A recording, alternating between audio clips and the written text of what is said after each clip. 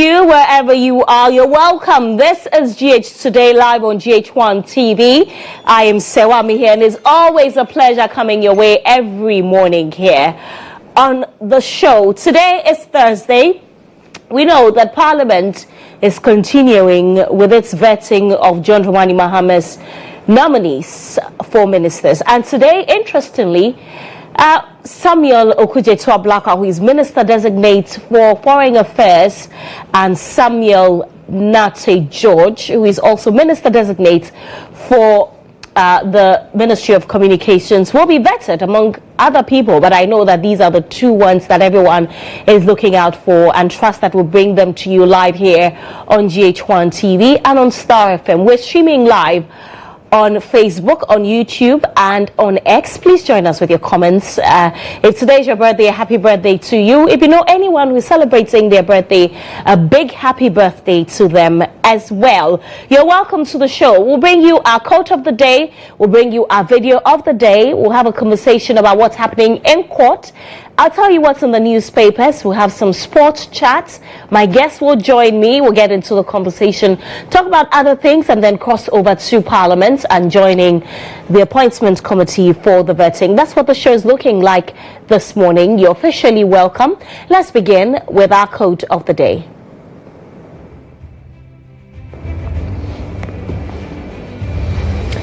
Today's quote of the day is by Abraham Lincoln, and he says, "Always bear in mind that your own resolution to succeed is more important than any other."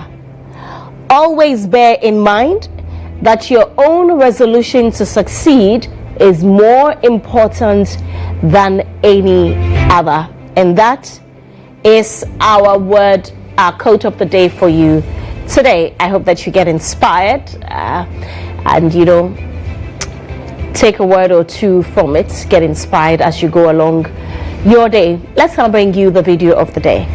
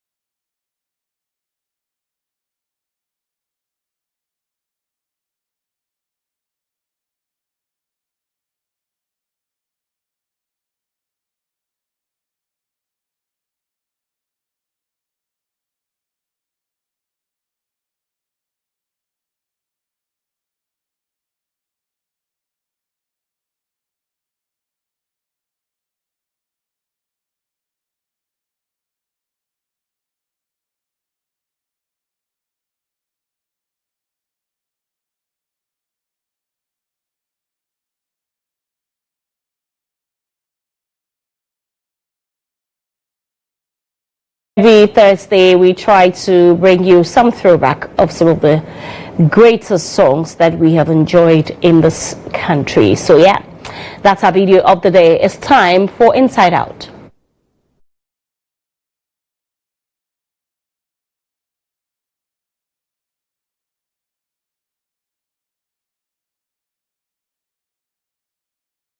Today on Inside Out, there are quite a number of things happening from Parliament. Everything we're going to be discussing on Inside Out is from Parliament. From the appointment committee and its vetting of John Dramani Mahame's ministers, quite a number of things have come up. And so this week, we saw that scuffle between the Petroleum Commission boss and Member of Parliament for Nsawama Dwejuri, Frank Anodompre, where Frank Anodompre says that the Petroleum Commission boss, M. Fahad Castle, called him a silly child. Following that, he is taking it to the floor of Parliament, asked the Speaker to intervene and sanctions be brought against her. Well, the Speaker has yesterday said that he is going to personally get involved in the matter because the NPP minority caucus wanted her to be held before the Privileges Committee. The Speaker says that he will invite both, as he calls her, the suspect and the complainant, which is Frank Anodompre, to hear their sides, take a decision and let the House know. Who was wrong? Well, I have seen many comments on social media saying that the Petroleum Commission boss was provoked and that is why she reacted in that manner. Some have also said that whatever the provocation didn't warrant anyone to call a sitting member of Parliament a silly child. Well, you would have to draw your own conclusions. I'm sure that you have seen the video, or I want to believe that all of us have seen the video and have drawn our own conclusions in our minds. And so, yeah, you've got to draw your own conclusions as we wait for the Speaker to revert to all of us and let us know what his decisions are. But we know that even on the floor of Parliament, some members of the NDC majority caucus have appealed to the Member of Parliament for Nsawama Dwejuri to let it go and not escalate matters further, especially because we are told that MFA, the Petroleum Commission boss, earlier apologized to him in Parliament after the scuffle. So that's the video on your screens now, for those of you who may not have seen it. And we understand, or we are being told, that after this incident, there was an apology by the Petroleum Commission boss. The Member of Parliament for Nsawama Dwejuri says he is not satisfied with that apology because that apology was not genuine. Well, we will find out. Like I said, the Speaker has said that he is going to personally get involved in the matter, invite both parties and hear from them, make a decision and let the House know. But that's not the only thing that happened in Parliament this week. Fix the Country convener Oliver Vormawor made a tweet on X saying that, or purporting to say, that some persons on the appointment committee received monies in the course of their duty. Well, he was invited yesterday to come and explain or provide evidence to that allegation. It appears that Parliament didn't do its work so much or thoroughly because they made reference to two posts. One which was on Oliver's Twitter page or X page, which he admitted. And then there was another one which was a story done by a certain outlet called Ghana Today, which is run or also on the post or on the page of NPP Projects Bureau, attributing a certain quote to Oliver, where he is purported to have said that the chairman of the appointments committee, who is also the first Deputy Speaker of Parliament, Bernard Ahiafo, should be invited for questioning because they received bribes in the course of their work. That he has emphatically said that he was not the author of that post. He didn't make that quote. He didn't say it anywhere. And truly so, when that post came out, he showed evidence yesterday that he had commented that it was fake. Somewhere, somehow, the appointments committee didn't see that. And so they added it to the list of evidences they had. But yesterday, Oliver, in the company of a former chief of staff, who is also a renowned lawyer, 50 years at the bar, who was his lawyer yesterday, admitted to the initial post that was made by him and apologized because he said the intention of that post was not to denigrate Parliament for the work that they have been doing. So that also happened in Parliament. Let's listen to Oliver Baka Vormawor apologize to the appointment committee. That's it, Ben. My post was not intended to disparage members of the committee, and I have not intended to say that members of this committee have received or demanded bribes from various individuals. At no point was my statement intended to communicate same. And for those reasons, I apologize. Mr. Chair, the reason why I have left the post on and not deleted it, in fact, I did contemplate it, was because I saw that the words had been twisted and that it became imperative on me that I maintain the post in its original form. That if I was questioned on it, reference can be made to be able to verify it. Right, so that was Oliver Baka Vormawor. He's an activist and the convener for Fix the Country and also Democracy Hub. He apologized. Many people wondered why he didn't stand on business and provide evidence as to the claims that he had made. But as other people have also said, they believe that Oliver is on a mission, and probably when it is all over, we will understand what kind of mission he is on. But for now, the appointment committee has said that they have heard his apology. The House will deliberate on it and make a decision whether they want to escalate it further or whether the apology ends all matters. Still on the appointment committee, the Speaker is not very happy with them. The Speaker says that he has received many complaints about the work they are doing. One of the many complaints, even from social media, is that when the Minister Designate for the Greater Accra region sat in the chair, she didn't last 10 minutes because not a single question was asked of her. And for we those in the Greater Accra region, we are not happy because the Minister needs to answer some questions. We need to know what her plans are, what she intends to do for the region. And that is the sentiment of many other people on social media. As to why the Minister Designate was not asked any question, we wouldn't know. But beyond that, the Speaker says that the many complaints shows that the members of the appointments committee are probably not doing their job right. And so they should probably go back to the table, look at how things are done again, and do things correctly. And for others as well, it appears that this whole vetting process is looking like a mere formality.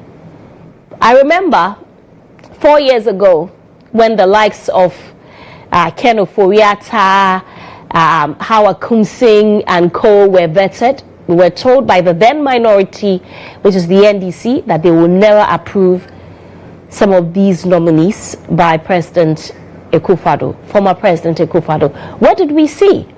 We saw that come to light. They were eventually approved, and so I can understand those who say that maybe this whole vetting process is just a mere formality, because we have seen, a statement from Parliament, the minority side, that the Member of Parliament for Lembele, Kofi Amabua, who is also Minister Designate for Defence, will not be approved by the minority because of the comments that he made against President Akufo-Addo when the president delivered the State of the Nation's address, his last State of the Nation's address, for which the president's wife, the former First Lady, was visibly seen to be angry. Well, if you ask me, it will yield no result at all, especially because the NDC has the majority in Parliament. They have 2/3 of the members of Parliament, of the seats in Parliament. So all of this opposition might not do much, but even beyond that, is that a reason for you to refuse a nominee because he spoke against the former president? I don't think so. I don't think it's legitimate enough to want to refuse a nominee. We have seen people who have not even answered their questions correctly, who have been passed eventually. So someone saying, you know, what is uncomfortable to some, words that appear uncomfortable to some people who support the former president, is certainly not enough reason to refuse a nominee who they believe is qualified for the job. Today, we will go back to Parliament, like I said, because the vetting continues, and Samuel Okudzeto-Ablakwa will be vetted today. Samuel Nete George will also be vetted today. It's going to be a long ride among many other people. Stay tuned here on GHOne TV on Star FM. We'll bring you everything from Parliament, led by our parliamentary correspondent Ibrahim Al-Hassan. So that's it for Inside Out. Hopefully that ends the drama in Parliament and for the appointment committee. That's it for Inside Out. When we return, we'll have some conversations in court.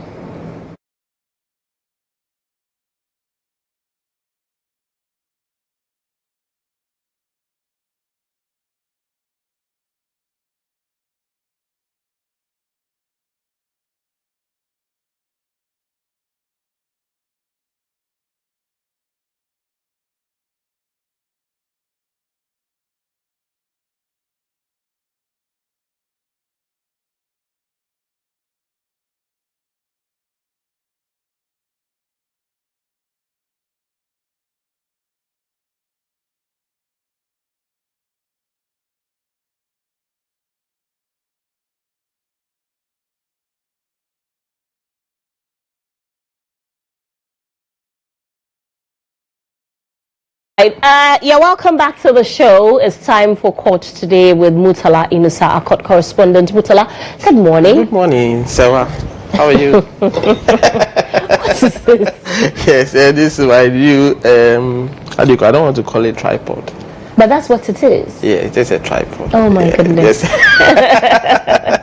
Well, so even before we get into the court proper, the new Attorney General has been busy. Yes, he's been very busy. Very busy, yes. Yesterday I said that he's on a withdrawal spree. Acquittal spree. If you look at the trend and you wonder, in fact, as early as, you know, he was sworn in office on the 22nd of January. Mm-hmm. Some of the letters started going as early as 23rd. So that tells you how. But one thing that I also know for certainty was that even before his approval, he started going through some of the cases in court. So he started going through, looking at the docket and looking at the stages of the case and looking at what has happened in some of the cases that probably will suffer or be truncated, especially the political cases and the cases that has to do with the banking sector. Those banks that were collapsed as a result of the cleanup exercised by the previous administration. And some cases, for instance, the Bishop Salif Amwakun's case has also been one of the cases that the AG, the new Attorney General, is perusing the case docket. And I'm not surprised as well since yesterday when back to back you are seeing letters upon letters at the various courts, various registries to have these cases withdrawn. So he's been busy. I don't know if you ever saw my tweet when during the vetting of the minister designate, I think just the day after, asking what is going to happen to some of these cases, especially when the state has consistently said that they have a case or they have evidence, against these persons. Yes. Muta, my concerns are on twofold. Sure. Okay, 2 points. That why do we even begin to prosecute a case when we do not have enough evidence? That's one. Secondly, this attitude of any time there's a change in government, persons who are believed to have been prosecuted because of their political affiliation were charged or gets withdrawn and acquitted. And so, yes, I am not certainly for keeping people or trying to prosecute people who are not guilty, but just because of their political affiliation. But I am also concerned that when the state says they have a case against these persons, that they have been keeping them for 7 years and wait for a new attorney general to come and be issuing withdrawal letters, or with filing with withdrawal letters. Yes, notice of withdrawal. It's worrying. Yes, it is. In fact, but when you look at it, it depends on where. I actually appreciate the issues that you have raised, and clearly so. It is the attorney general that initiates criminal actions. Yeah. Well, so if the AG thinks that somebody has done something, and so the AG investigations are carried on, and the AG found there's a case, so let me go to court. Now, the reason people are happy, some people are happy, especially those in government now, is that look, there have been an issue with trust within the judiciary. So once an administration decides to put people before the court, in Ghana, it's only aside that when somebody is arraigned before court for criminal charges, the very first day that the charge sheet is filed, virtually in the minds of everybody, that person is a criminal. We don't give the person the dog chance. So prosecution keeps telling its case, and then all the stories that are coming out, all the discussion has been that this person is a criminal, that person is a criminal, forgetting that the person is passing through the system, and at the end, a decision will be taken. Fast forward, the NDC maintained a position that, look, these our former appointees were being persecuted. The cases that have been leveled against them has no merit, and so why should they be in court? That argument has been made so many times and all the time. So in opposition, the body achieve a certain aim. No matter how good you have a case, you may end up in custody. And so, in order not to take those chances, then let's withdraw the case before you even get there. So that is one side of the argument. But for me, if you ask me, in order to make sure that our judicial system is seen as fair,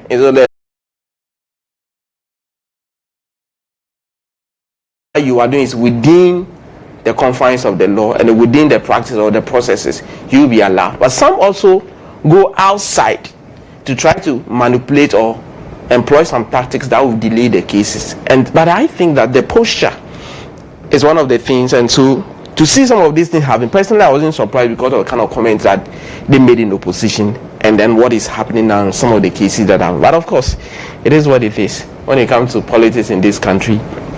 I'm sure that in the coming days we'll see some we'll see some former appointees of the Nana Addo Dankwa Akufo-Addo administration also go through the same thing. It will start soon, isn't it? They also will be praying that we will pray so that we will come back to power and then have all these people. The cases will be withdrawn. Playing witness with the adjusted delivery system, which is it's completely wrong, it's not and it, like you said, it goes back to that perception. Remember that Afrobarometer report on the perception of corruption and the institutions that can be trusted. Absolutely. And how the judiciary was part of the list. It's very heartbreaking. Yeah, it is. It's very heartbreaking. And so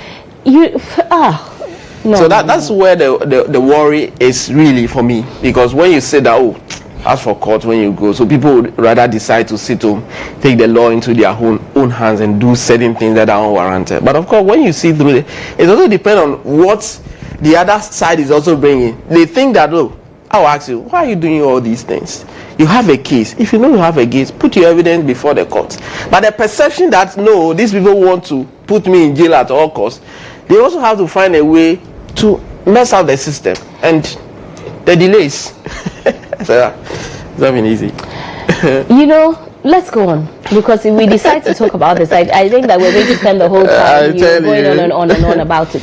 What do you have for us? Yeah, so just as we were discussing, there were some of the cases that we projected that this administration could truncate them, and one of them is the ambulance case. The ambulance case is not the issue about the ambulance case has already been determined by the Court of Appeal on the 30th of July last year, when a 2-1 decision came to the effect that Dr. Kasiel Atoforsin, and then businessman Richard Jakpa are not supposed to have even be allowed to open their defense at all. They should have been acquitted and discharged during the after the prosecution closed its case. So the submission of no case from Justice Serwaa Saribojue for them to open their defense, the Court of Appeal said it shouldn't have even happened at all. So they were acquitted and discharged. The Attorney General at the time, Godfrey Ebuadami, said, no, I do not agree with the Court of Appeal decision, especially so because it is 2-1.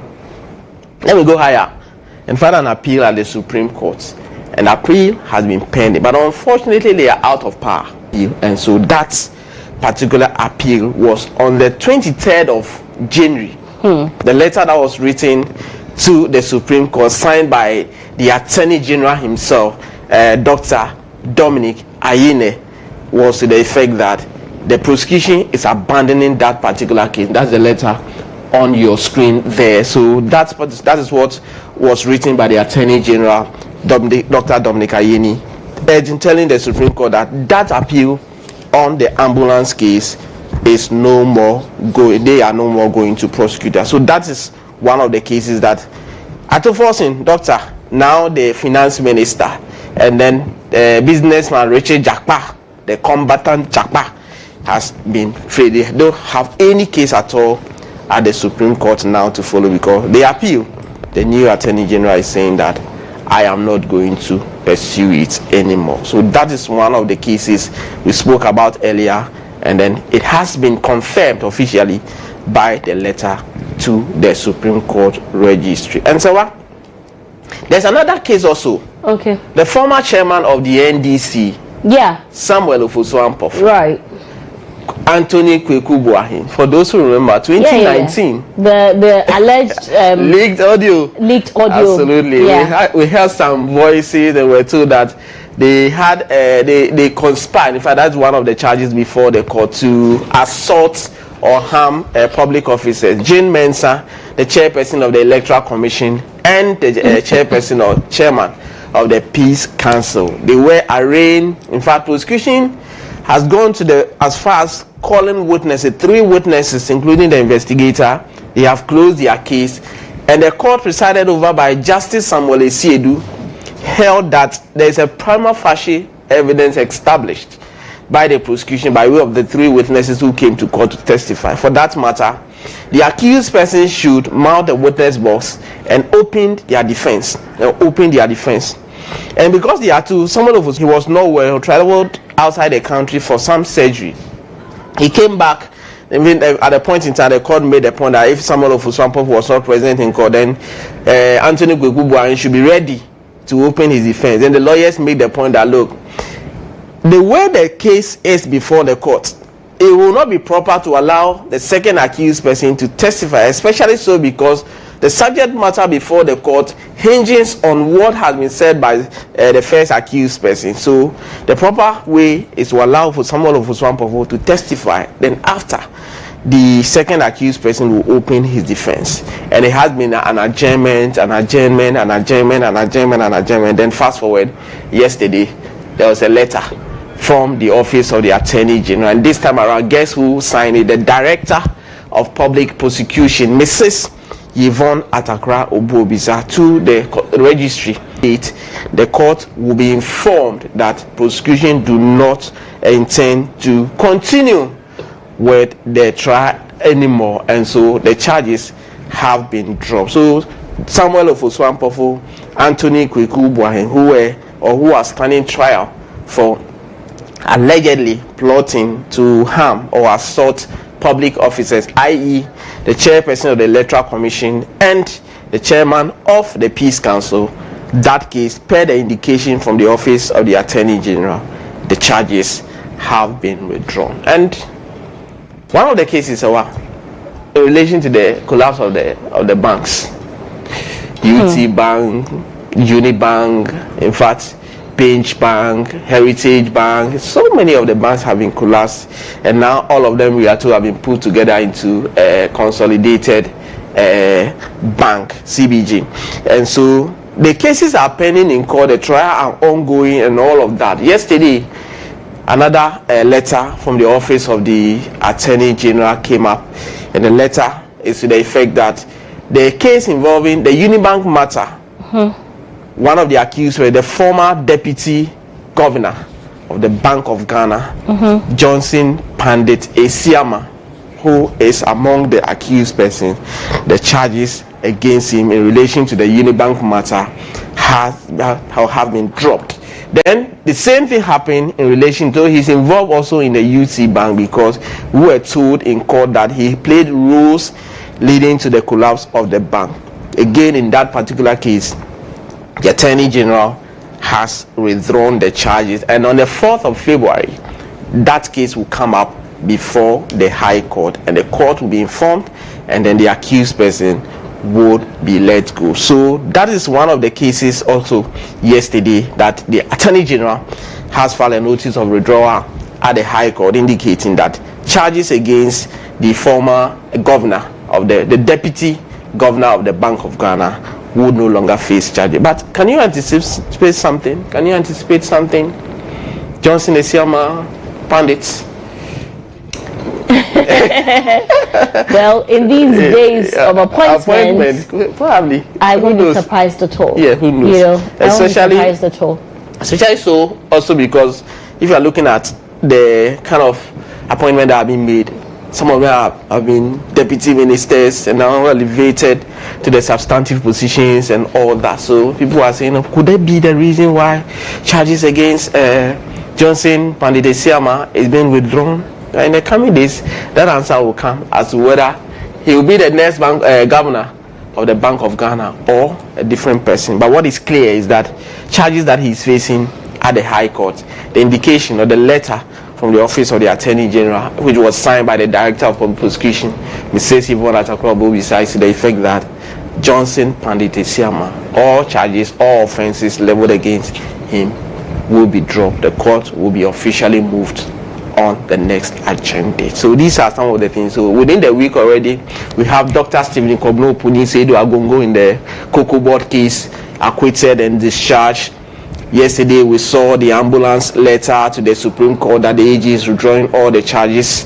Then we also seen the case of the Samuel Ofuswampofo, the alleged leak audio tape that has also been filed. And then fast forward, we have also seen the Bank One Pandit Esiama also in the Unibank and the UT matter. So in the coming days, there's a bench bank pending, there's Jachi Kwesi pending, there's Sagleme affordable housing case pending. Of course, Oliver Bagaboma also is pending. I expect another withdrawal on that. You expect withdrawals? Yes, I expect you know, the protesters as well. Yes, the charges for that against case, them be withdrawn. For that case, if you look at the number 53, those who are left now is even less than about 20.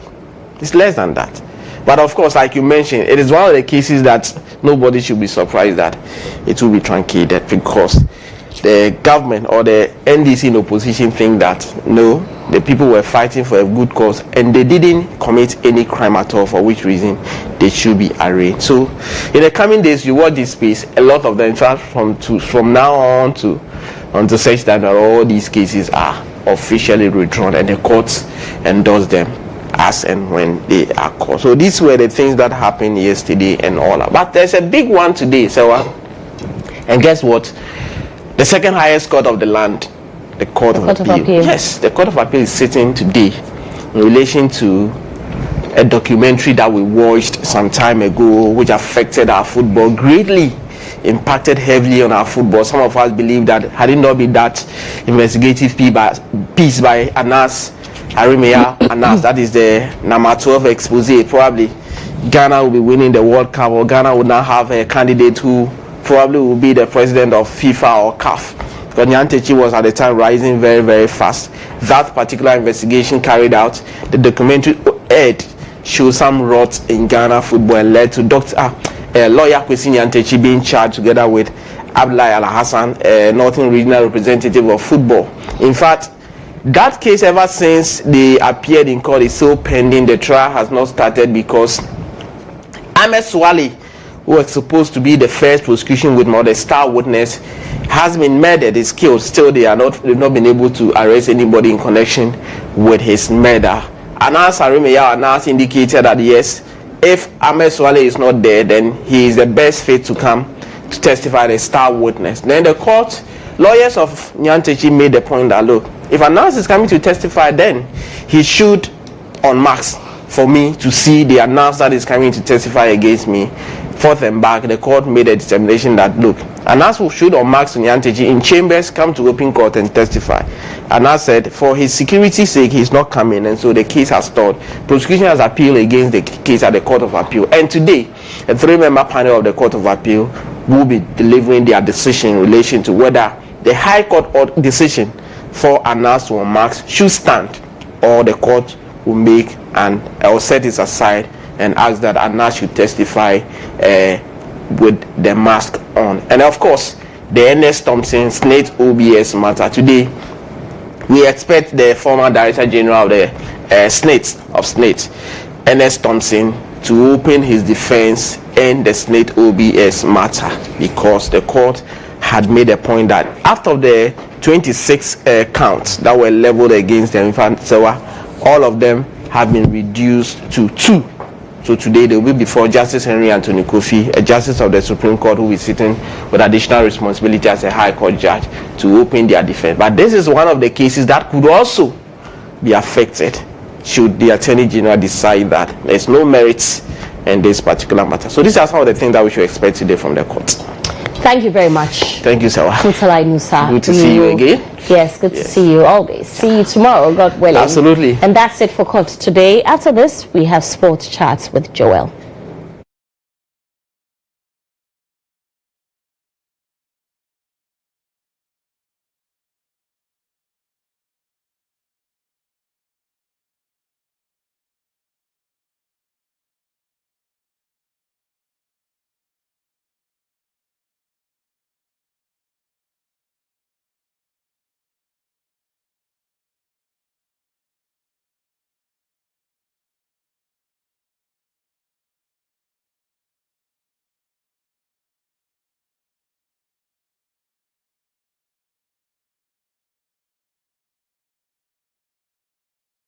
Right, it's time for sports chats, and Joel Champon has joined me in the studio. He's the head of sport here at the EIB Network. Joel, good morning. Good morning, what have you Sarah. got for us? We've got a lots. Yesterday was, it was being played simultaneously. That's the UEFA Champions League. Okay. All the games were being played at the same time. Right. And so you wouldn't say, okay, I'm tipping my team to sail through earlier than this other team. So they were all being played at the same time. And, this time around, the Champions League is in a different format.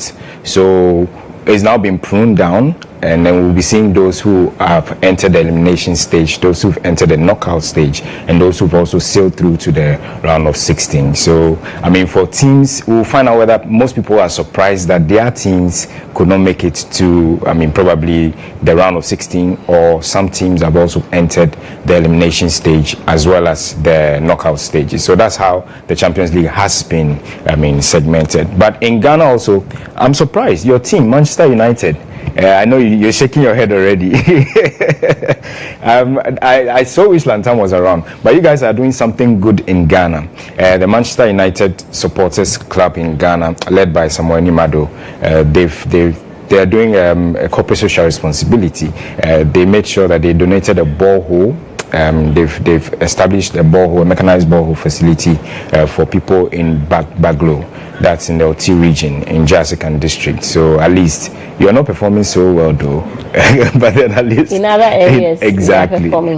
Exactly. So we'll be talking about that as well. And there's a handing over of the Gauka position. Remember that they did do the elections. They had their elections and then they've handed over. That's the Ghana League Clubs Association. So we'll be touching on virtually all this here. But first and foremost, let's start with the Manchester United I mean, this is a borehole project that they had.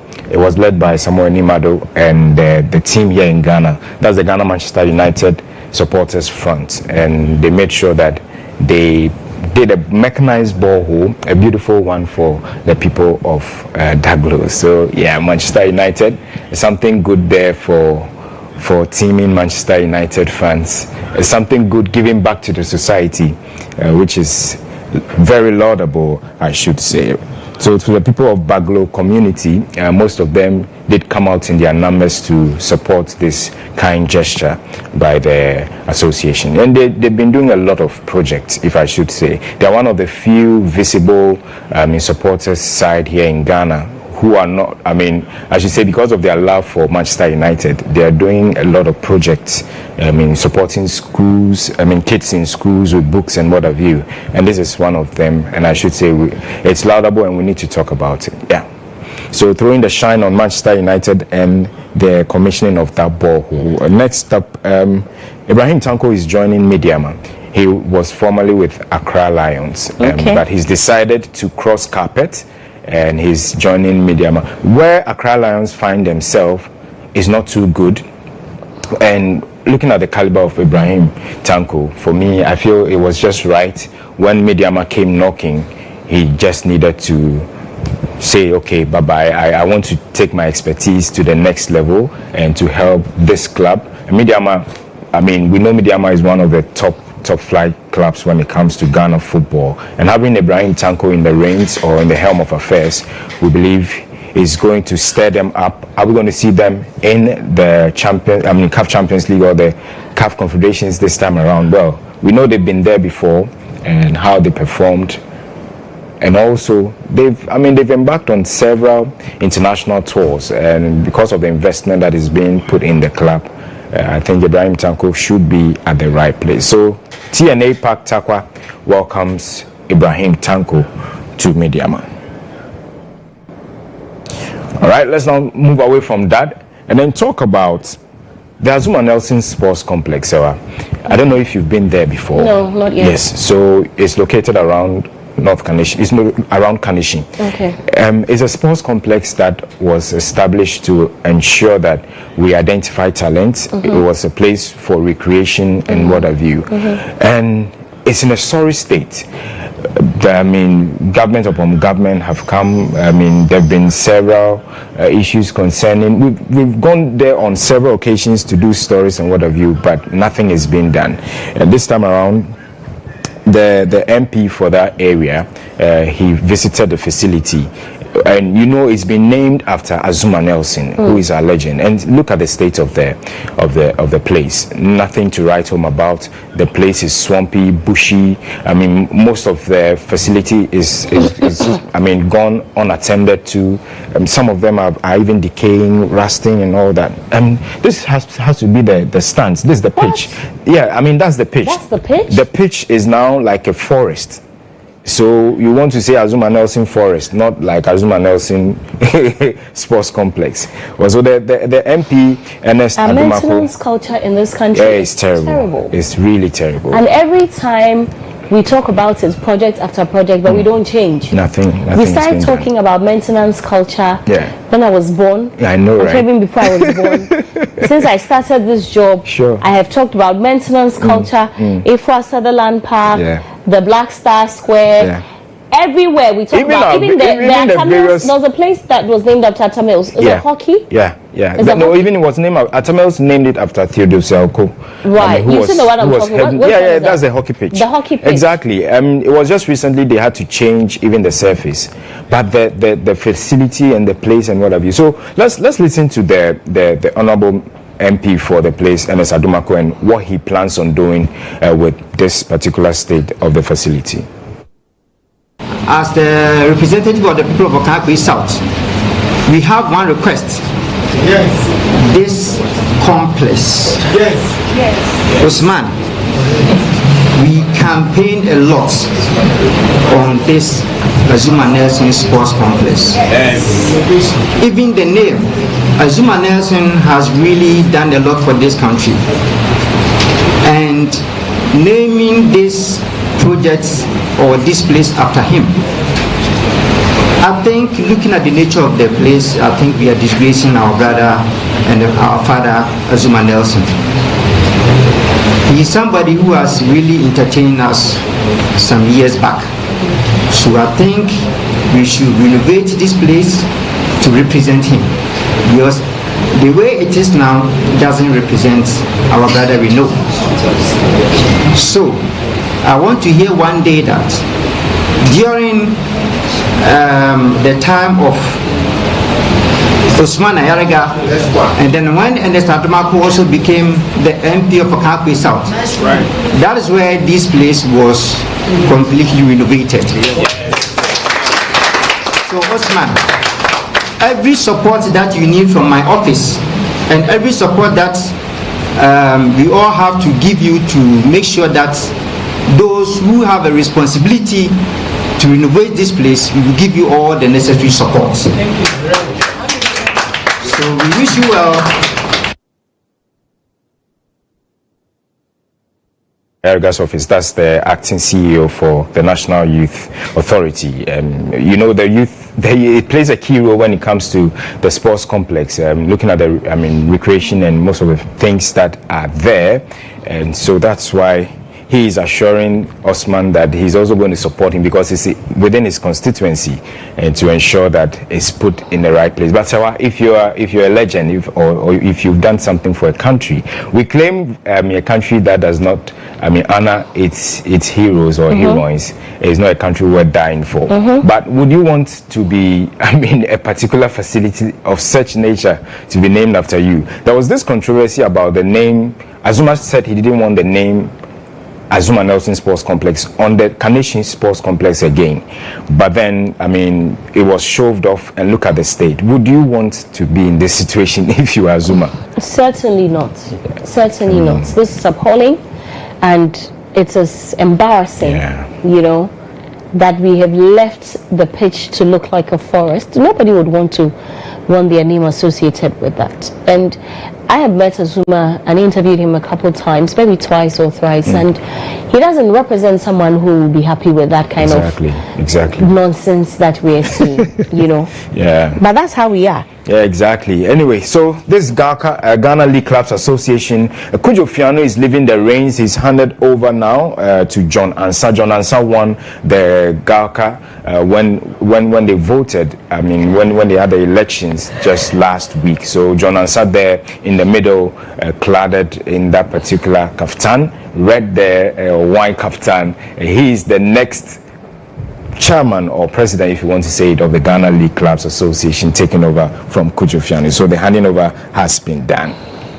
All right, let's now move away from the GALCA or Ghana League Clubs and talk about FIFA, and they're kicking off a financial governance workshop here in Ghana. So it kicked off yesterday. It's going to be a 3-day financial governance workshop that is going to be held in Ghana at the Marriott Hotel from yesterday, and it's going to span out. Most of the stakeholders in there are going to be schooled on how to handle finances when it comes to club football or football administration in its entirety. So they're going to go through 3 days of grilling, understanding, and getting the know-how of how to handle football finances here in Ghana. Well, on to the next now, and it's the UEFA Champions League. It was played simultaneously, as I indicated to Serwaa. Let's now check out a few of the results of the UEFA Champions League games that were played yesterday. So this particular game, it was Juventus. Unfortunately for them, they lost it at home to Benfica.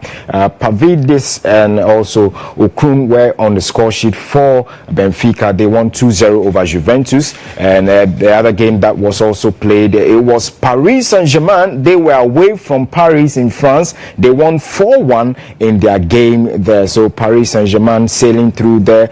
Moussa Dembele getting a hat-trick for PSG in this particular one. 4-1, that game ended PSG. And also we see the Gunners. This is Mutale's side. The Gunners, they won by 2-1 over Girona in their game. Jorginho as well as Muneri, they were on the score sheet for the Gunners in this particular game of the UEFA Champions League that was played yesterday. Saturday. Remember, games also will be played today as well. So 2-1, that game ended in favor of Arsenal, the Gunners. Barcelona sharing the spoils 2-2 in their game. It was Yamal who was on the score sheet. Lamine Yamal was on the score sheet for them when they shared the spoils 2-2 in their game. Manchester City were also 3-1 winners over Club Brugge in their game. So 6-1 LOSC there. Lille, they won by 6-1 over Rotterdam Feyenoord from the Netherlands. Young boys, they were not young enough in this one. They lost it at home in their game 1-0 in that particular order. Well, so we'll be looking at how it stands. But this man, so do you know Griezmann? That short gentleman. Okay, so Antoine Griezmann, this hair was when he started, but he's brought the hair back again. He did cut the hair off when they played and they won the World Cup in the particular, when they played Croatia in the World Cup in Russia in 2018. All right, so Antoine Griezmann was on the score sheet for Atletico Madrid in their 4-1 win over FC Salzburg yesterday. Well, they won. Simeone scored as well as Llorente, and he got a brace. Antoine Griezmann got a brace for his side. We'll be looking at how the table looks like, those who've been eliminated and those who've also going to play the knockout stage. So these are the qualified teams. You see the big poster, but who is the surprise here for you? This is Arsenal, Aston Villa, Atletico Madrid, FC Barcelona, Inter Milan, Bayer Leverkusen, Lille, and then Liverpool. Many were expecting to see the likes of Bayern Munich also up in here to have qualified already. I mean, the likes of AC Milan, Real Madrid, Manchester City. Manchester City, PSG, and also Juventus even. So it tells you, I mean, I want to define this one as Obianyo Obia when it comes to this particular, I mean, Champions League and this time around. So this is how it looks like. These are the teams that are going straight into the round of 16: Liverpool, Barcelona, Arsenal, Inter, Atletico Madrid, Leverkusen, Lille, and Aston Villa. These are the 8 who've already sailed through to the round of 16, and these are the teams that are going to be playing the knockout phase. So you've not automatically qualified, but you have to play each other to see when you're knocked out. Like we say, kakpo. I mean, that's in Ghana. Yeah. So it's Atlanta will be playing in the Dortmund. We've got Real Madrid, Bayern Munich, Milan, AC Milan, PSV, Paris Saint-Germain, Benfica, Monaco, Brest, Feyenoord, Juventus, Celtic, Manchester City, Sporting CP, and Club Brugge. They're in that order. But I mean, there are others also. These are the clubs who are in the elimination places. So for these clubs, you'll be automatically eliminated when you lose the game. Okay. Exactly. You will not get to play. Maybe you played this one or a round robin. You'll be eliminated automatically when you lose. So Dinamo Zagreb, Stuttgart, Shakhtar Donetsk, Bologna, Zvezda, and also Sturm Graz, Sparta Praha, Leipzig, GHOne, as well as Salzburg, Bratislava, and Young Boys. Bratislava in there somewhere. So you don't see the big poster clubs. Well, so much dominated in here, but a certain Stuttgart also from Germany, at least you're expecting that they would be probably in that particular knockout phase. But anyway, this is how it looks like so far after 8 games have been played in that particular round. So the clubs that have qualified, good to see Arsenal, good to see Liverpool, as well as Barcelona all sailing through to the knockout stage or straight to the round of 16. But for me, my surprise actually is Lille and Aston Villa, how they've been able to get into the round of 16 just so early. Aston Villa, a lot was expected from them to the way they started in this particular Champions League. So seeing them go through to the round of 16, straight to the round of 16, is no news at all. All right, so that's actually for the Champions League. And for Manchester United, you are in the Europa, so not much to talk about you, but want to give it up for Sami Animado and his team for putting up that particular borehole for the people of Baglo. And I know a lot is being done to ensure that these clubs also, Arsenal is big, but in Nigeria, because of the likes of Kano who played there, and the Nigeria market is densely saturated with Arsenal. At a point in time, we gathered that that's the richest man in Africa. Dangote says he was even going to buy Arsenal. Oh, which one did Unsumi say he was going to buy? He says Chelsea.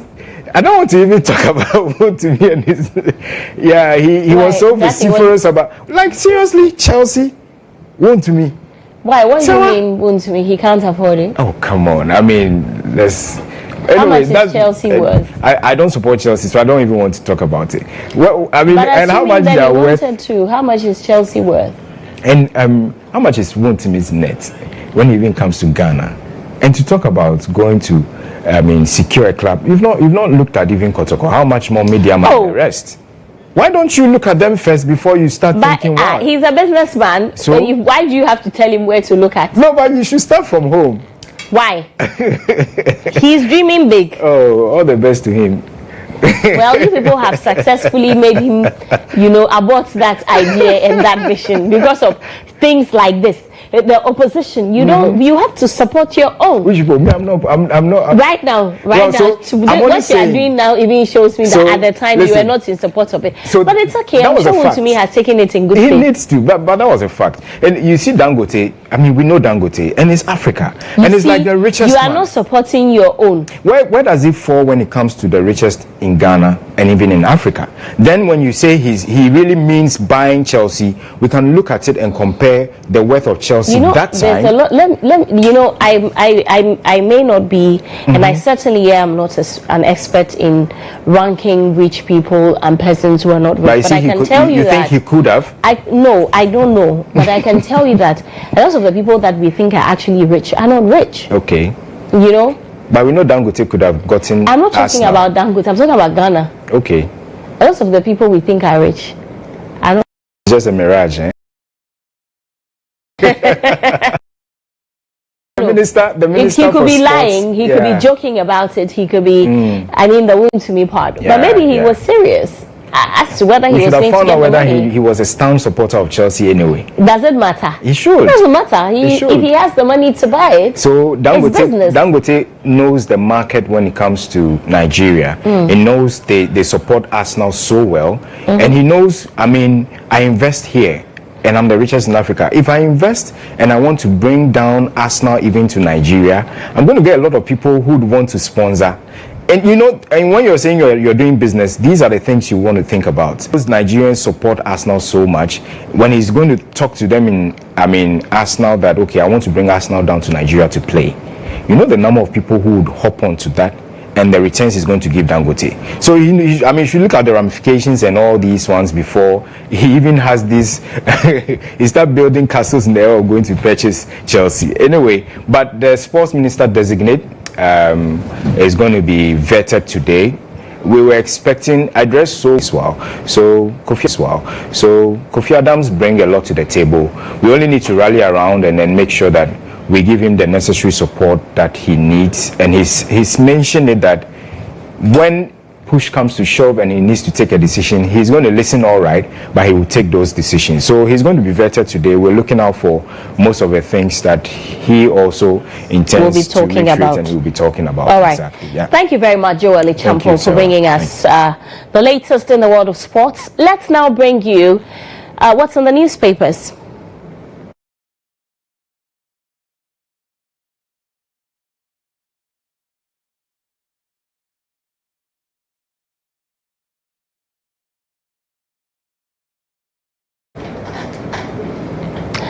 Let's start with the Daily Graphic, and on debt restructuring, Ghana gains $2.8 billion. 2025 Africa Prosperity Dialogue opens today, and free senior high school benefits 3.9 million and not 5.1 million. This is according to the Education Minister, Haruna Idrisu. But, we have always said this here on GHOne TV and on the EIB network that the claim that over 5 million people benefited from free senior high school is factually incorrect.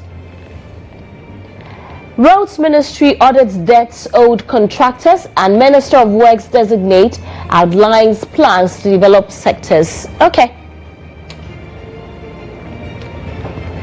The Daily Post, roads improvements to be prioritized this year. That's according to the Roads and Highways Minister. governs Kwame Agbeja. Mahama and 29 other heads of states pledge to The Daily Dispatch, Omani Boama explains. Actually, Omani Boama is the Minister for Defense designate, not Emmanuel Kofi Amabwa, as I said earlier. Kofi Amabwa is the Minister designate for Lands and Natural Resources. Please forgive me. General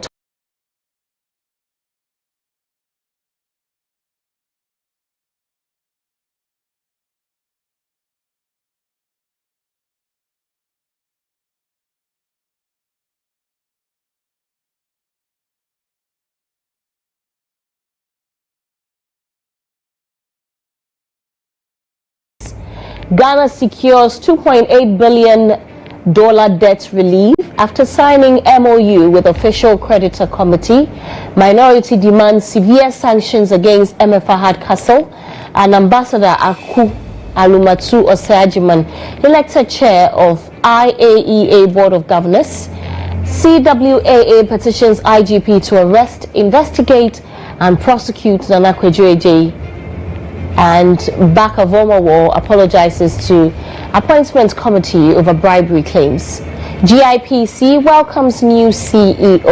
The Daily Searchlight newspaper, Fahad Castle's mouth walks and prison service surgical outreach performs 61 life-changing surgeries in 10 prisons nationwide. And that's it for the newspapers.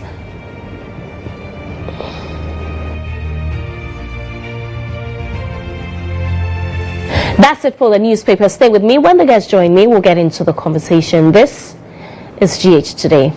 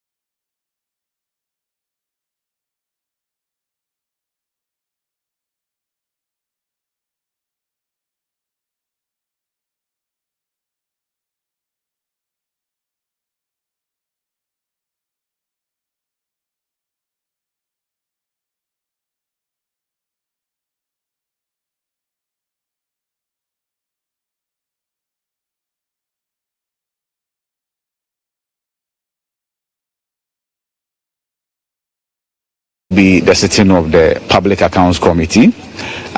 In the recent days, if you are to come to us here in the committee room 1 and 2, the agenda is basically the vetting of President John Dramani Maham's ministerial nominees, and a number of them have been vetted. Yesterday, 5 of them were vetted, regardless of how much this issue came up and then threatened to disrupt their activities for the day. But today, we are not here for vetting. We are here to hear from activist Oliver Baka Vormawor, and of course the claims that he made. The committee wants to hear from him, first of all, the basis for that claim he made on social media. If he has evidence to back that claim, the committee will take the evidence. If he doesn't have evidence to back that claim, then what really informed that claim that he put out on social media? Like I said, after which the committee members will be allowed to ask him questions. And so that's more or less like the setting of the appointments committee this time around, throwing questions at a citizen who has not been nominated to occupy any public office per the details of the setting of the appointment committee. But of course, the committee is clothed with the powers to undertake this exercise because as the committee engages in its activities, it has the same powers as the plenary of Parliament, because this is actually a sitting of Parliament as well. So the rules of engagement as far as the parliamentary sitting is concerned equally apply here. And so, as you can see, the chairman has taken his seat. The ranking member is not here yet, but the vice chairman, Kweku Rikitiegan, has equally taken his seat, as well as other members of the committee. I can see Patricia Peji, and moments ago, as I mentioned, Oliver Baka Vormawor was here. The reason why he's been asked to leave the room is, and he's been here, in fact he was here before 10 a.m. I must say. He took his seat, but then he was ushered out because the chairman of the committee will have to usher him in and ask him to take the oath, or for the oath to be administered.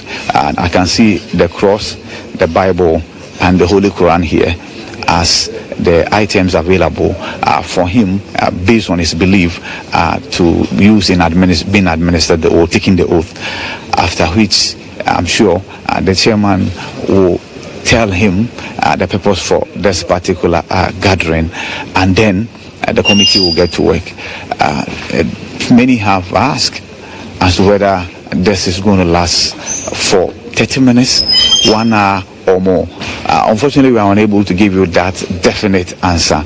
As typical of such engagement, including even vetting of ministerial nominees, they say that the answers you give will determine how long you stay here.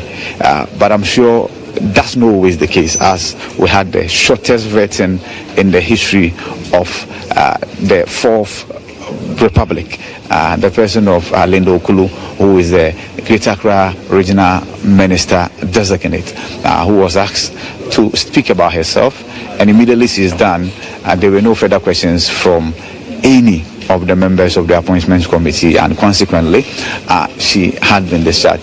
I know there are calls for her to be brought back. I can tell you that will not happen. Once the committee discharges you, you remain discharged. And so if the individuals who are to be sworn in, I will be very sure that she will be part of that. Let's attempt getting a few answers. There are legal luminaries here, and Council Kujoga Adawudu. You are live on GHOne TV. First of all, yes. First of all, you are live on GHOne TV. Council Nanato Dazi, do you understand why we are here? Sure. I'm counsel for Mr. Vormawor. Yeah, together with my colleagues, Victor Adawuga and Honorable Charles Asiedu and others. Yeah. Were you surprised that it had to get to this, then that your client had to be summoned to appear before this committee? But ordinarily, today we should be vetting your ministerial nominees. When I say your, I mean your party.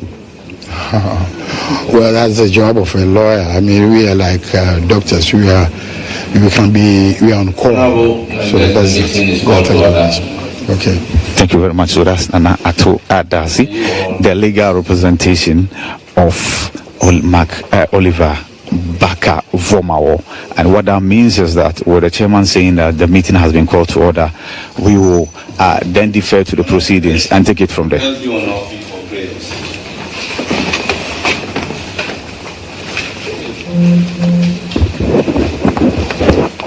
Almighty God, we humbly beseech you.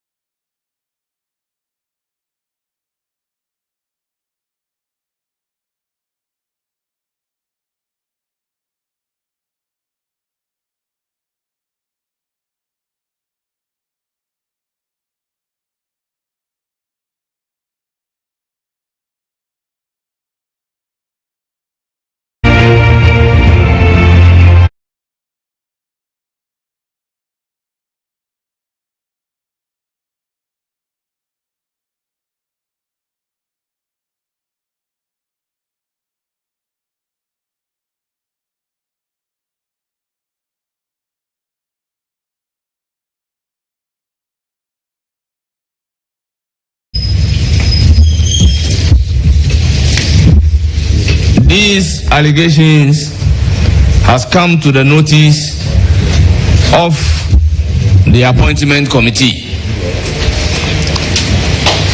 Based on the direction to the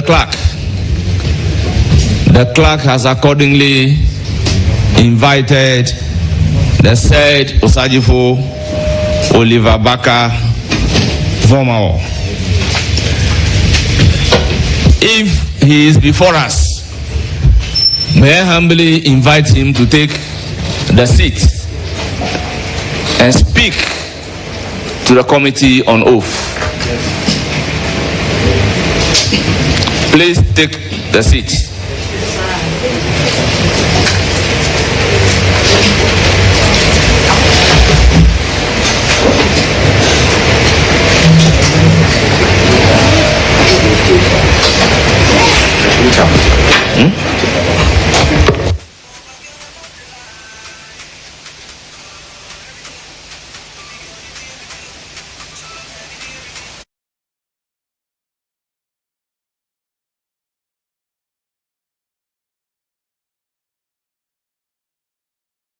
Committee, their honorable job is being affected by some other person, third parties. It should be commended under the Whistleblowers Act. He probably will need some compensation for services rendered, really. But I mean, without making it sound like an unserious matter, we're saying that this statement here and the way it's been put out, as though he intended to vilify this honorable committee, is certainly very far away from what he intended the post to be. And that the post was only intended to expose some misconduct by other third parties affecting the work of the committee.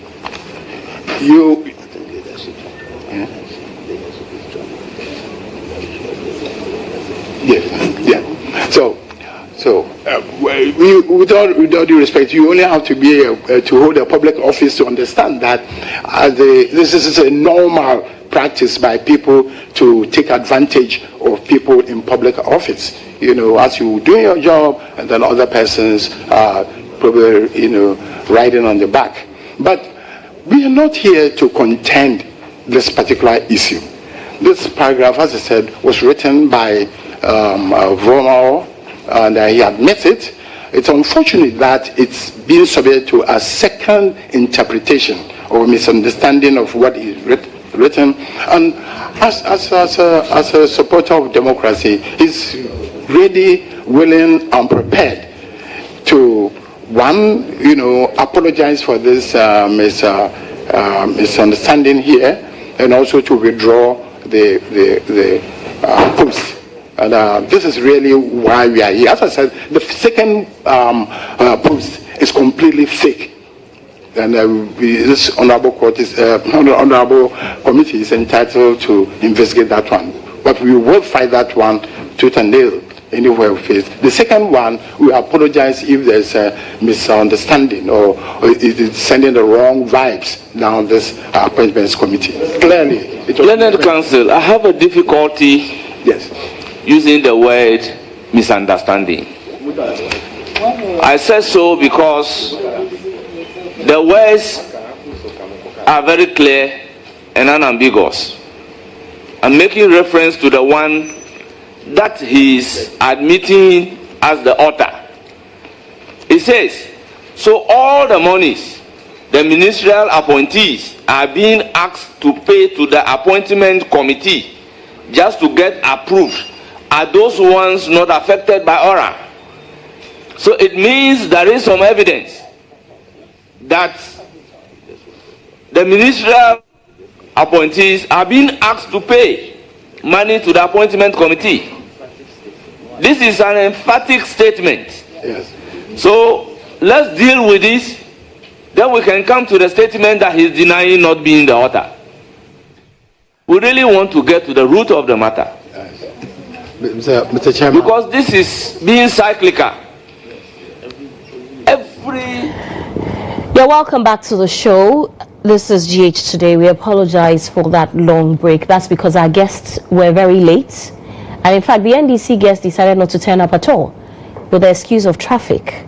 But the show will go on. Same with the NPP guests. Very late, also says there's traffic, but the show will go on. You're welcome to the show. Isaac Ibrahim Esquire, he's a member of the NPP's Legal Directorate. You're welcome. Good morning. Yeah, thank you. Good morning. And once again, my apologies. Indeed, the traffic was extremely heavy today. You should have left coming home from early. Adenta. I did call quite early. I think You should have left home early. Well, I did left home the usual time I usually leave before getting here. So for some reason, you can see one of your guests couldn't even make it. I still don't apportion blame. I still blame the traffic for. Okay.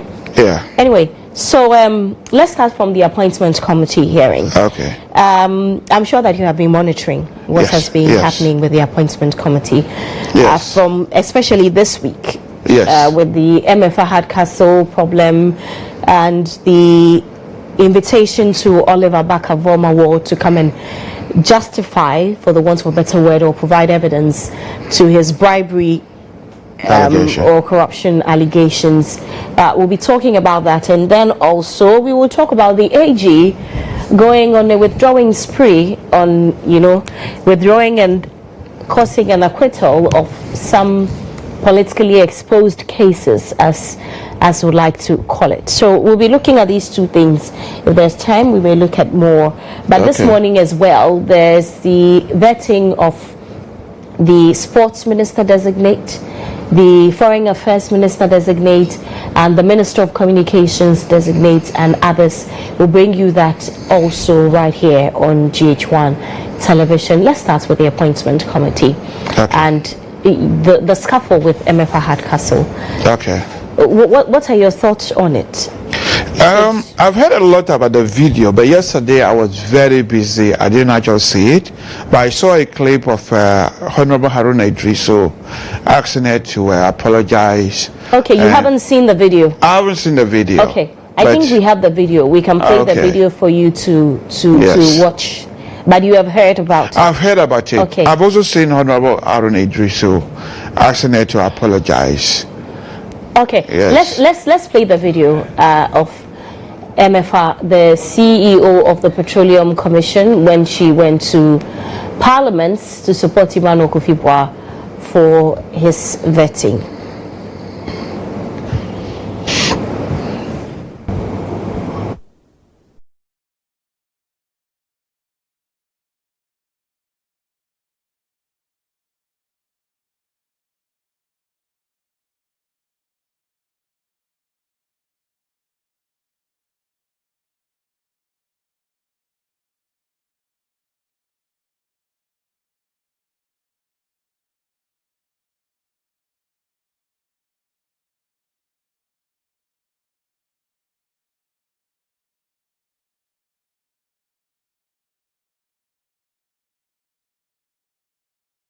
Are you a city child? No. Who deal with this matter? You called me. Wait, I don't have time to No.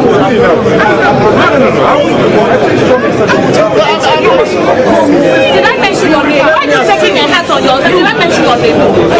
You know you were fighting on TV about this your seat. You are coming to collect your life.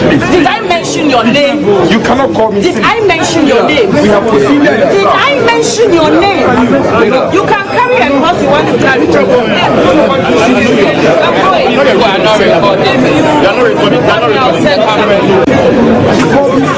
Are you a city child? No. Who deal with this matter? You called me. Wait, I don't have time to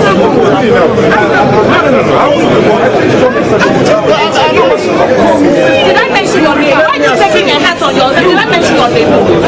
You know you were fighting on TV about this your seat. You are coming to collect your life. Did I mention your name? You cannot call me. Did I mention your name? We have procedure. Did I mention your name? You can carry a cross you want to carry. I'm going.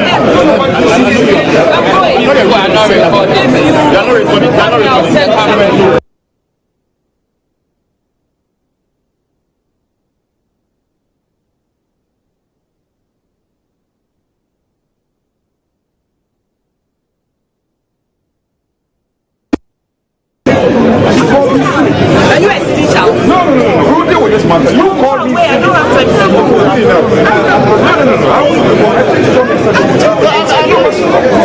Did I mention your name? Why are you taking a hat on yours? Did I mention your name? You know you were fighting on TV about this your seat. You are coming to collect your life. Did I mention your name? You cannot call me. Did I mention your name? We have procedure. Did I mention your name? You can carry a cross you want to carry. I'm going.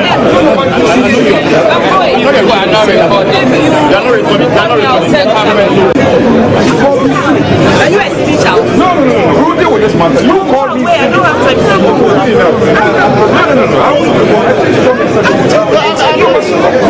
Did I mention your name? Why are you taking a hat on yours? Did I mention your name? You know you were fighting on TV about this your seat. You are coming to collect your life. Did I mention your name? You cannot call me. Did I mention your name? We have procedure. Did I mention your name? You can carry a cross you want to carry. I'm going.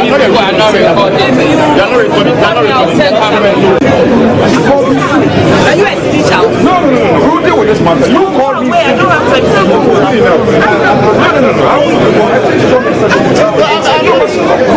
Did I mention your name? Why are you taking a hat on yours? Did I mention your name? You know you were fighting on TV about this your seat. You are coming to collect your life. Did I mention your name? You cannot call me. Did I mention your name? We have procedure. Did I mention your name? You can carry a cross you want to carry. I'm going. Right, so you have seen the video now. Your thoughts? Well, from what I've seen, I think there are some aspects that is missing.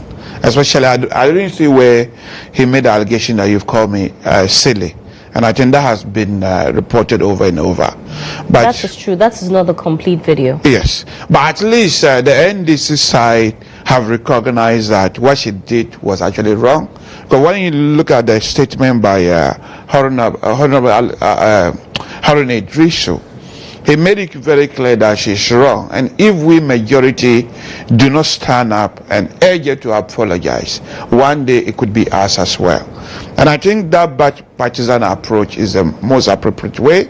From what I've said, what I've heard, her body language was quite contemptuous of another prayer. And I think if they take it that approach, Parliament has been one of the organs of government, which is quite an important institution. Already during the campaign, we struck down the courts. And now if we are going against Parliament, then at the end of the day, we may not have a democracy left. And if we can marry that with that of Oliver incident, the allegation that he made, and the fact that he has been called upon to answer those allegations, and he rightly apologized. But having said that, it is not the first time an allegation has been made against parliamentarians, the appointment committee in particular. I think in the past, some of the members of Parliament themselves have made allegations. And when you listen to people out there, The perception is there. A lot of people often said people takes money. So perhaps this would be a better way to fight those perceptions by asking people, if you really have direct evidence, bring it forward, and then we have a look at it. Is Ghana the only country that Parliament has been accused of this? No. If you compare it to most recent past, the British expenses scandal, where a lot of parliamentarians have gone to prison. So I also heard there have been allegations, and as I said, aside Oliver One, I've heard those allegations before. His apologies suggest that they were baseless, especially those who have been appointed. All past appointees been appointed. All past appointees, if you can point to the fact that yes, money was taken from me before my appointment was approved by Parliament, that could also help us for those people to come out. Because whether it's a perception or a reality, we need to put a stop to it if we want to preserve Parliament. I think that's what I would say about it. Okay. Now, let's go to, because of time, let's go to the Attorney General, the new Attorney General. Yes. And the cases that he has already written a withdrawal and acquittal letters for. So last week, was it last week or this week, we saw that of Opuni, I think it was this week. Yes. Opuni and the Kokobot saga, and that of Serwaa Gongo. Yes. We have also seen that of the appeal on the ambulance case at the Supreme Court against Forcing in Jakpa. Yes. Did you expect them as a lawyer? Well, we've always had suspicion they might do that, because when those cases was ongoing, you could see the members of the NDC were saying this is a political witch hunt. We heard it. But we also know they campaign on the basis that they were going to fight corruption. And most of these people were alleged to have either committed corrupt practices or they caused financial loss to the state. The speed at which they did it surprised me. And if you campaign on the basis you are going to stop corruption, did they even have time to look at it? For example, let's take Jakpa and Co. Yes, the High Court said they had a case, Supreme Court. Now, if I were the Attorney General, I would have allowed the Supreme Court to deal with it, especially when you were in opposition, you believe there was nothing there. He was being persecuted. A Supreme Court would have probably stopped it, agree with the Court of Appeal, and that would have ended the matter. Why do you have the need to withdraw it? Are they scared that the Supreme Court would have overturned the Court of Appeal decisions, or why are you withdrawing it? So that side troubles me a lot. And again, if you think about the assault case against Charlotte Osei, I mean, why do you have to withdraw that particular one? I mean, I don't understand why you stop it. Because one of the reasons, if you go back to philosophy, for example, Thomaso philosophy, why the state of nature might not be good for us. And the state of nature, people resort to self-help in order to preserve themselves. It's upon this reason that we enter into social contract with the state. Say that if I am attacked, it's not just an attack on me, it's an attack of the whole society and the state will rightly take it upon themselves. So there's a victim here. Now you have discontinued that particular case. What are you telling Jen Mensah and others who might be attacked in future, especially if they are government officials or party leaders who might attack you? Do I have to wait for it to go through the court system? Would I have that confidence to allow it to go through the court system? Or should I resort to self-help? Say that I'll be able to defend myself, especially if I know the state is going to discontinue, as long as the person is an NDC member or NDC sympathizer. So again, that side is troubling me. And if you actually campaign on the platform of ending corruption, the manner that you stop this really troubles me. Again, we can compare it to elsewhere. Look at Israel, for example. There's corruption charges against the Prime Minister of Israel, and his own Attorney General or Justice Department is taking him to court. He was fighting two wars, both Lebanon and that of Palestine. He tried to use that as an excuse to stop or postpone the trial. And the court said, no, you still have to come. This is how we do things in democracy. But you don't come, campaign on the basis that you are going to end corruption. Then you set up something called aura before you even take you even take government. And the moment you went into government, you immediately begin to stop trials. And yet you said Akufo-Addo was a clearing agent of alleged corrupt practices. What are you now? I mean, just look at the nature, the way they stopped them. So for me, that aspect, there is actually a problem over there. They need to explain to the public. Because for you to bring a criminal trial, there are two tests that we often use. We use what we call evidential tests and the public interest test. So if the evidential test is met, you don't just go to court. You have to ask yourself, is this in the public interest to bring this case in the first place? If it's a public interest, then you ought to bring that particular case in court. Yes, I agree that you have to continuously review whether there is still enough evidence and the public interest in continuing. If you think at some point there is no public interest in continuing a criminal trial and you want to discontinue, you ought to explain properly to the public. We haven't seen that kind of explanation. So as of now, we can only speculate as to why they are stopping it. And we can rightly speculate that it's a political reasons because they haven't offered us that particular explanation. And when they were in opposition, they said it was a witch hunt. So if it is a witch hunt, explain to us why it is a witch hunt, and therefore you are ending those particular cases. They have not been able to do so. So I think it's troubling us whether it is really a party and a government that is actually going to fulfill their promise of ending corruption and fighting it. Because we can see their own members, they don't have the appetite to do so. And they are prepared to give them helping hand as soon as they get political power. And that's what we can see as members of the MPP. And I believe the public will rightly see it so. Okay, but what's after 7 years, right? Yeah.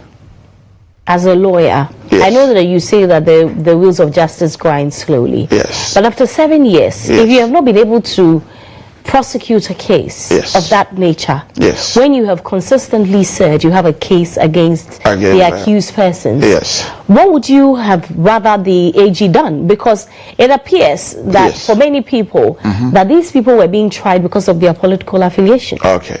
Yes, they might say that, you see, yes, I think we'll add another maxim that crime has no expiry date. Sometimes the nature of certain crime is such a way that getting evidence is very, very difficult, especially when there's collusion, or especially when the individual you are prosecuting have some capacity to hide certain evidence. It takes time. I am not saying they have done something wrong. So with what you are saying, for example, the Attorney General made an appeal in the case of Atufosin and Jekpa issue to the Supreme Court. So why don't you allow the appeal to go through? The court ending it would have been much better than the political arm. You're talking about the Atufosin, the ambulance case. Yes. What about the Cocoa Board case? It's been in court for 7 years. For 7 years. Some cases else, I mean, again, as I said, the justice system sometimes is very, very difficult in getting evidence. I don't know why it has actually taken that particular long, but I know some criminal trials have taken longer than that. Have you ever taken a visit to someone prison? Yes. Good. So at UPSA, we have something we call the legal clinic, whereby we offer people help, those who are on remand. In Ghana here, people are on remand up to 5 years, 6 years. And if they were successfully prosecuted and convicted, they'll probably spend 1 year or 2 years. So again, we can blame that on the justice system, and not necessarily somebody is being persecuted. So why would you say to somebody who have stolen a chicken or a yam and they are on remand for 3 years? Is it government that is persecuting them? Or is it because of these selected things that we see? So I believe that justice system, there's always a problem for us. And I don't just blame government, even lawyers. You see you having a case with somebody, because of lack of time and other people ask for adjournment. And sometimes litigants themselves use strategies in the form of asking for adjournment just to postpone justice. Perhaps it could be a strategy that let's postpone it until our political party comes to power and they will clear us to go home. It can also be a strategy. So there are several reasons why the justice system is like that.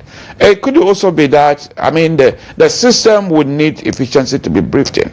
Because if you visit court system, one of the reasons why a lot of people in Ghana in particular will just let go when their right is violated, because if you try to enforce them, the court system, the justice system would also frustrate you, because things generally move slow in Ghana. I mean, in the justice system, they generally move slow. You can see that sometimes when government wants something to go, you can see the fight for Galamsey. The government has to announce specific court that will be dedicated to it. So I don't think necessarily because there was no evidence, but the fact that the whole justice system lacks efficiency could be a reason why cases delayed. So for you, he shouldn't have withdrawn. No, I think the political, the Attorney General shouldn't have done it. For example, the Atifose and Japa case, it had the potential of ending if there was no evidence. The Supreme Court could have just turned it down, and the decision of the Court of Appeal would have prevailed, and those people will be cleared and they'll go home. But if you withdraw it now, it tells us why is there a need to withdraw it? Especially when the previous Attorney General said there was a basis for appeal. And he wasn't just making that decision, it was those working with him. And I believe those people are still at the Attorney General office. It's not everybody that will go when there's a change of government. So I believe the right way would have been the Supreme Court to make a decision on it on the appeal. And if it succeeds, if the Attorney General failed to succeed in the appeal, then the decision that was made in the Court of Appeal would have prevailed. All right. Thank you very much. Unfortunately, because of time, that's all we'll be able to do. Thank you. But thank you very much for coming. We appreciate the time. Thank you. I also want to appeal, maybe the notice need to come early, because I got it very late last night. And to come here? Yes. That's your party? No, not my party. I was actually called directly by Ibrahim. Okay, sure. Yes. Okay, we'll take note. Yes. We'll take note of that. Isaac Ibrahim Esquire is a member of the NPP's legal directory. Thank you very much for coming. Thank you. Stay with us. After the break, there's more.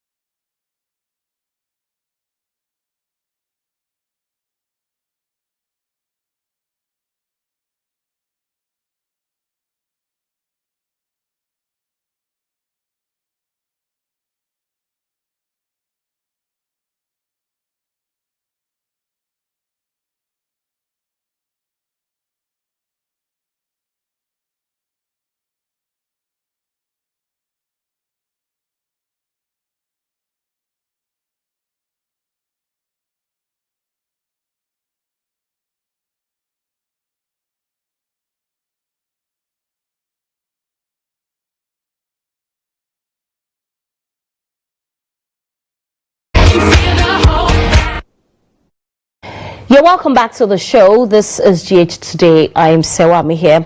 Let's speak with an adventurer, Fabian Abel. He's a cross-country adventurer from Cape to Cape. You're welcome.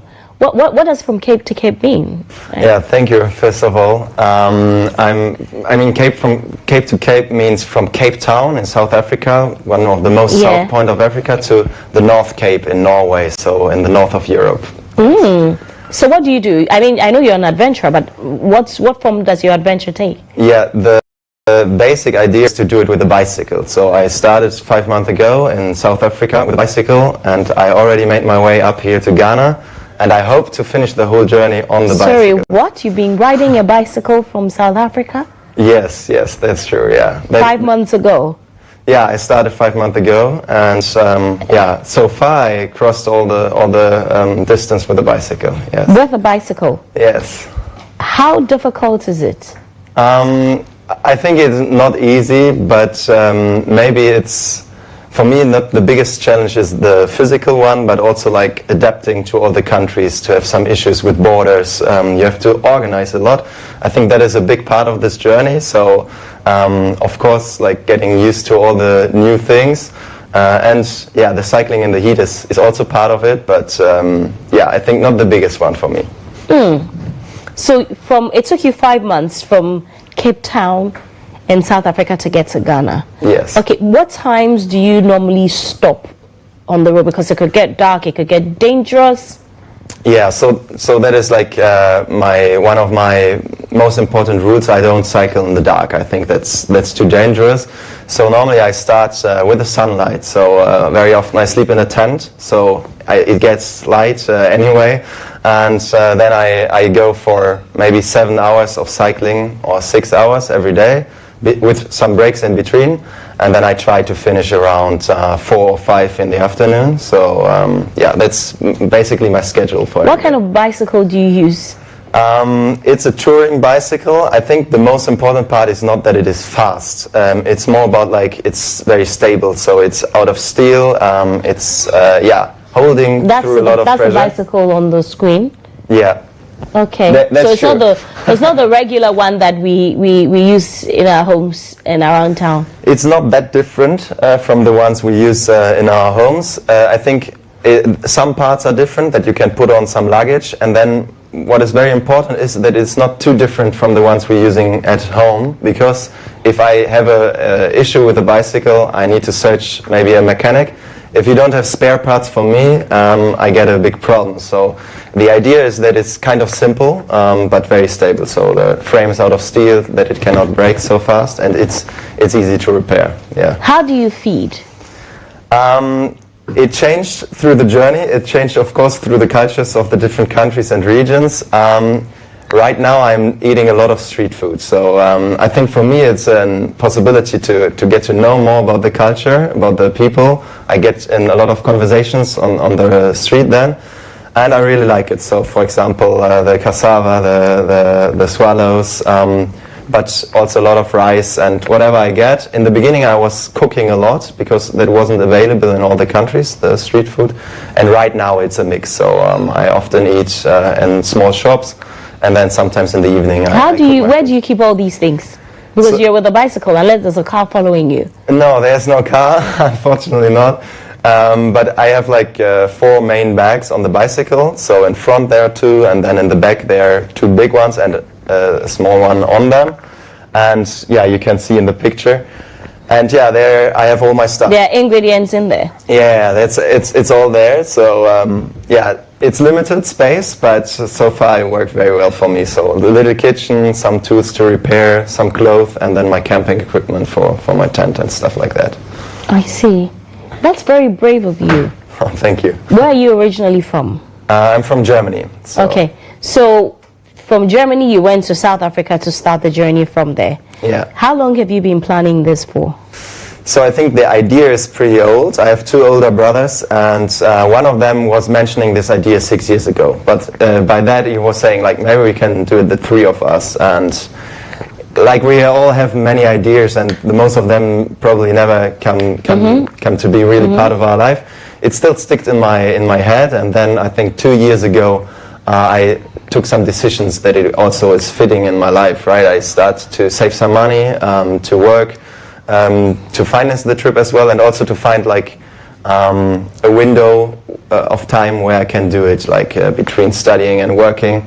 And then the really like practical things I started maybe 3 months before I left. So then I was checking the equipment, doing some tests and stuff like that. How much has all of this cost you so far? It is difficult to say, but I think the equipment and everything together was around 2,000 euro, so that's already a lot. And then also the flight, and after that it's mostly around 600 euro in 1 month. So it's like 20 euro a day, and the main two things I need to pay is like accommodation and food. And I'm trying to because my budget is also not unlimited, I'm trying to stay in the tent the most time, so that's mostly for free, or maybe I ask at a place if I can put it for a little amount of money. And the other thing is food. As I'm cycling a lot, I'm eating very much, and I'm trying also to check that in my budget. Yeah. Okay, so make me understand this. Why are you doing this? Are you looking to discover or see the countries, you know, along the line, or what's the purpose? Yeah, I think one thing you already mentioned.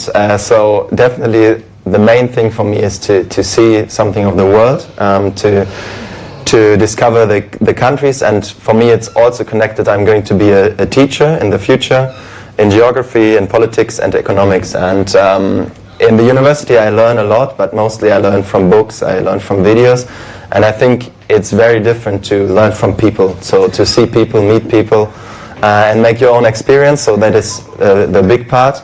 And then the second part I would say is the physical challenge. So many people before told me it's impossible, you probably cannot do it, so that also motivated me to try it. And yeah, I'm very happy that I'm still trying it. Okay, how old are you? I'm 25. 25? Yes. Wow. Well done. Thank you. So take me through the route from Cape Town in South Africa, then where did you get to next? So in South Africa I first followed the coast, and after that I went up to Namibia, to the desert there. I crossed Namibia and from there to Angola, where it started to get a little bit more green, and after that I passed to Congo-Brazzaville, through the tropical rainforest, and from Congo-Brazzaville to Cameroon, from Cameroon to Nigeria, and from Nigeria to Benin, yeah. From Benin to Togo, and from Togo to Ghana, and yeah, so I'm... How long have you been in Ghana? Right now I'm here since 1 week, so not bad. How long do you usually spend in each country? It's very different. It's also a question of like the size of the country and the route I'm going to take. Okay.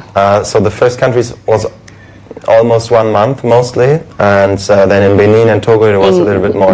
Which country? In Cape Town?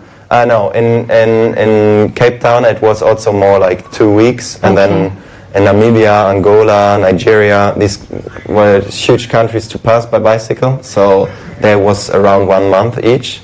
And Cameroon, I think, 3 weeks. So when you spend all of this time in the country, are you exploring the other parts of the country, or you're just resting?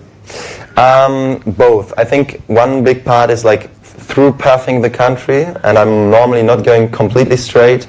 I'm trying to also discover them. So I search for some places I want to see, and I try if I can bring the route with a bicycle through these places. And if that's not possible, sometimes I just leave the bicycle with a person I can trust, and then I go probably by bus to see another place.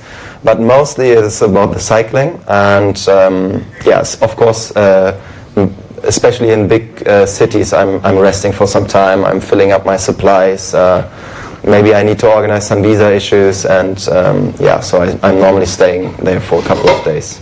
Okay. You know, for all these countries that you've been to at least 7 countries from Cape Town, South Africa. How open or welcoming Africans would you say? I think the people in the countries were very, very welcoming. So very often I got invited to some places, even if it was maybe showing something or even like taking me to rest somewhere. That was really wonderful. I think still a challenge, but that was not the people, is sometimes the structure. And I think the same problem we are facing in Europe is like, I need a visa to come to the country, the borders, some borders are closed, some are open. So that is always a challenge. But when I'm really coming into the country, it was very, very welcoming. Yeah. Which has been the most welcoming country? Oh, that's a difficult question. I think... I was hoping you'd say Ghana. Of course it was Ghana, yeah. Oh, please. Are you sure? Yeah, I think it's difficult to say because I really was... You've had a good time. Welcomed everywhere. But, right. But I would say like it was getting more after leaving South Africa and Namibia, which were a little bit more, like the people were a little bit more for themselves, I would say. And after that it was more like really sharing everything with me, and that was really, lovely. Have you made some friends here? Yeah, I did. That is also like, I wasn't expecting it. I mean, I could have imagined, but before I wasn't thinking about that actually. So now it feels like, oh wow, along my route I already passed through, I have many friends, and that is a great feeling, and I'm still in contact with most of them, so that's really cool, yeah. How do your parents and your siblings feel about the adventure that you are on? Yeah, I think it definitely mixed feelings. So I think on one hand they are also proud, and they like inspired also, but at the end, especially my parents are parents, right? So they are worrying a lot, and I think it's getting a little bit better because now they see, okay, it's working, how he like is trying to do it, but still I think they really are looking forward when I'm back in Germany. But yeah, still they are super supportive, so that I can also say, yeah. So from here, where next? Yeah, next I'm going to Côte d'Ivoire, Ivory Coast, if it's possible. Right now, in this minute, my passport is with the embassy, so I hope to get the visa this week, and then I would go on the road after the weekend probably. And from Côte d'Ivoire, I'm going to Guinea, and Guinea, yes, sorry. That's fine. And from there to Senegal and Gambia, and after that, I'm planning to cross the Sahara next to the sea, because there's a little bit more villages and more people living. So crossing Mauritania and then to Morocco. But yeah, sometimes these plans are changing because of any issues I don't know yet. So yeah, but that's the idea. Okay. You know, for all the African countries that you have visited so far, would you say that we are harnessing our, tourism aspect enough? I think in some places I saw like really great working tourism, and I think the potential is still very much bigger. So one thing I already talked to before this meeting is like visa. If you get it like organized easier, in some countries it is easier than in others. That could be a point where you can make tourism easier and maybe find more people coming. And then, of course, it's touristic infrastructure, which needs to develop probably slowly. But I think I saw so many great places where not a big tourism around there, which could use tourism as an economical system as well. So I think there's still some potential, yeah. Okay. Thank you very much for coming on the show. But before I let you go, where are the places you've been to in Ghana? I went to the Volta River. No. The Water River? No. The Water Park? No. I forgot the name right now. But if you come. Volta. Yes. Volta region. Yes. Okay. To the lake and then to the river. Okay. And past there, and then I mostly came straight to Accra. So I will after that follow the coast to Cape Coast. And when do you leave? You're going to Cape Coast? Yes. That's along my road. Yes. That's along your route to Côte d'Ivoire. Yes. Right. When do you hope to leave? So Accra, probably on Saturday or Sunday, but then I will stay for 1 or 2 more weeks in Ghana for sure. Yeah. Ah. Yes. Okay. Have you fallen sick along this journey? Yeah, a couple of times. I would say like for a long journey and being in other countries, it wasn't that much, so I'm very, very happy about that. But of course, sometimes you get some stomachal issues from also the new food. But yeah, everything. I got malaria once, but I think... You got what? Malaria. And then what did you take? Yeah, I went to a doctor. It was in Nigeria, so they gave me the medicine treatment for that, and it wasn't too bad. So it was like 4 or 5 days I was laying down, and after that I could Have you had a time where you're like, let me go back to my country? Yeah, I also had that. It was the end of the time in Nigeria. I was supposed to get some company along the journey, some friends, and also one of my brothers wanted to join me already long ago. So that didn't work out of different reasons. I can understand. But still, it was tough for me, like, to do all of this alone. So, like, the adaptation to every country and like the challenges coming up every day. I like the challenges, but sometimes I was very tired of doing all of that alone. I mean, the time on the bicycle, I spent around 7 hours every day alone. So there I was like, okay, I really would love to see my family, my friends, spend some time with them. And it felt like, I came already very far, but it's also still very far. So at this point I was like, I'm not sure how I can go ahead. But yeah, I think the joy came back and my motivation came back, and I met a lot of great people. So yeah, right now I'm happy to be here. Yeah. Okay. All things being equal, when do you hope to finish with this journey? So in summer, in the European summer, so maybe around June, July, August. It's not 100% sure. I will do a break in Germany when I'm there because my brother is getting married. So that is, of course, a reason to stop. So I will have a break of 2 weeks in between, I guess. And then I want to finish up to Norway. But yeah, maybe in July. Yeah.